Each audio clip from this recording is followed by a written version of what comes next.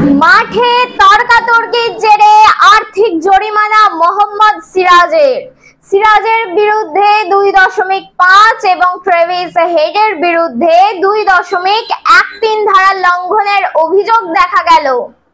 অ্যাডিলেডে দ্বিতীয় টেস্ট চলার মাঝে ট্রেভিস হেডের সঙ্গে তর্কাতর্কিতে জড়িয়ে পড়েছিলেন ভারতীয় পেশা খেলোয়াড় মোহাম্মদ সিরাজ।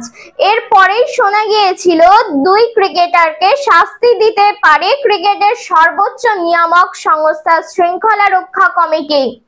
সেই মতন দুই ক্রিকেটারের সমস্ত রিপোর্ট খতিয়ে দেখে সোমবার ক্রিকেটের সর্বোচ্চ নিয়ামক সংস্থা শৃঙ্খলা রক্ষা কমিটি ভারতীয় পেসারকে আর্থিক জরিমানা করে। সূত্রের খবর জানা যাচ্ছে, সিরাজের ম্যাচ ফিজের 20% টাকা কেটে নেওয়া হয়েছে, পাশাপাশি তার 1 পয়েন্টের ডিমেরিটও হয়েছে।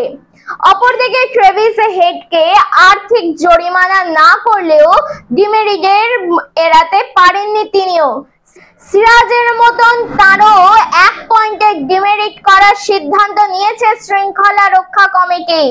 তবে এর আগে গত 24 মাসে দুই ক্রিকেটারের অভিযোগ না থাকার কারণে সেইভাবে কোনো রকম গুরুতর অভিযোগ আসেনি। তবে তাদের দুজনকে সাসপেন্ডের হাত থেকে বাঁচানো গেছে, কিন্তু আগামী 2 বছর তাদের উপর কড়া নজর রাখা হবে বলে জানা গিয়েছে আইসিসির পক্ষ থেকে।